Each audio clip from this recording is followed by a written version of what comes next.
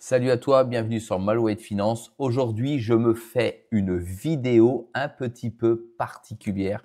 Tu vas très vite comprendre de quoi il s'agit. C'est parti.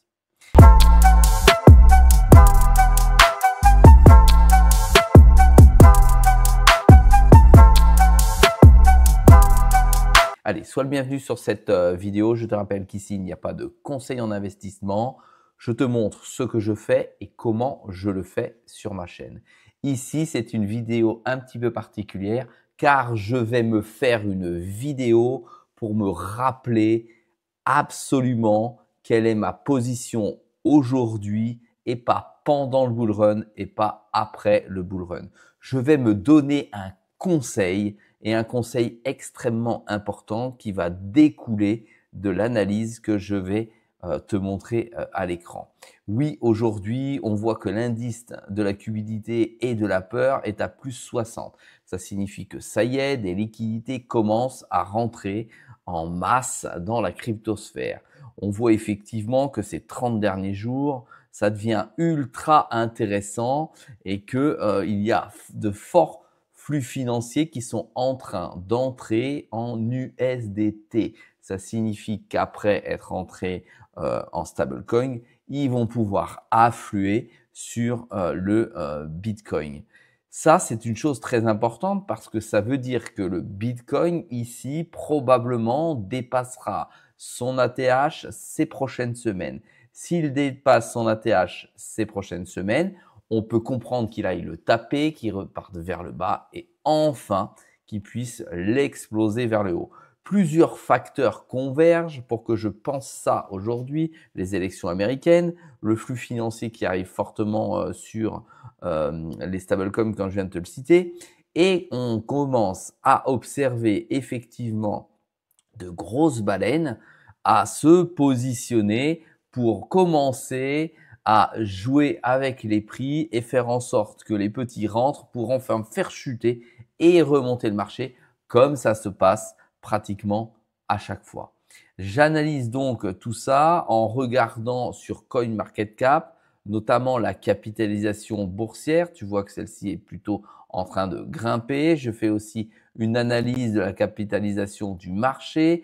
On voit que le BTC est à plus de 1005 milliards de dollars, que le TH est à 251 milliards de dollars et que les stablecoins grimpent petit à petit. Là, c'est en euros. J'ai 10 dollars, excuse-moi. Là, c'est en euros et grimpent petit à petit. Et les autres altcoins commencent à peser énormément dans la balance parce qu'on parle de 400 milliards aujourd'hui d'euros. Alors, quand tu observes ce marché-là, toute cette liste de meme coins, de stablecoins, de shitcoins et naturellement du BTC, je constate que c'est absolument pas la même situation qu'au premier bull run que j'ai vécu, qu'au deuxième bull run que j'ai vécu. Donc, ce troisième bull run risque d'être fortement différent puisqu'on parle de 8000 jetons dans le dernier bull run à plus de 23 000 jetons aujourd'hui. Et encore, je pense qu'on en oublie parce qu'il y en a qui sortent tous les jours. Ça veut dire que lorsque l'argent va être déversé sur le marché de la crypto-monnaie, cet argent ne pourra pas être concentré sur les narratifs ou les jetons les plus intéressants ou les plus importants aux yeux des technophiles. Oui, je suis bien en train de te dire qu'il est fort probable que ce flux financier aille notamment dans les mêmes coins parce que c'est un narratif important. Pourtant, je ne suis pas preneur et acheteur des mêmes coins, mais qu'il aspire, que le milieu des mêmes coins aspire une partie de ce flux financier. De ce fait, ce que je pense, c'est qu'il va falloir se positionner concrètement et drastiquement sur mon portefeuille de manière à pouvoir avoir beaucoup de souplesse pour pouvoir sortir rapidement si je me rends compte que cet altcoin ne peut pas atteindre son objectif pour tout de suite me repositionner sur un autre projet. Ça, c'est la première chose que je me dis aujourd'hui en vidéo, puisque je regarderai cette vidéo d'ici quelques mois. Et le deuxième élément fondamental sur lequel j'attire mon attention, c'est le fait qu'il y a beaucoup de projets en préparation qui n'attendent qu'une chose, c'est le bull run. Comme ces projets attendent le bull run, je pense qu'il faut garder une part de liquidité importante dans son portefeuille en stablecoin ou en monnaie fiat que je rentrerai ou je ferai rentrer pour pouvoir me positionner sur ces projets qui, eux, vont hyper le capital et vont partir plus haut comme chaque bull run.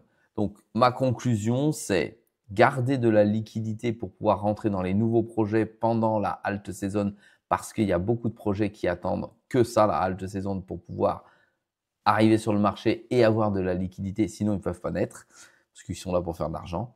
Et deuxième élément que je t'ai dit, il y a beaucoup plus de projets et il faut avoir plus de souplesse et faire attention justement au marché des mêmes coins qui va capter une partie de ce flux financier. Voilà, si ce type de vidéo te plaît, encourage-moi avec un petit pouce bleu. Mets des commentaires si tu as le même raisonnement que moi sur la halte saison qui arrive. Et je te dis à très vite dans une prochaine vidéo.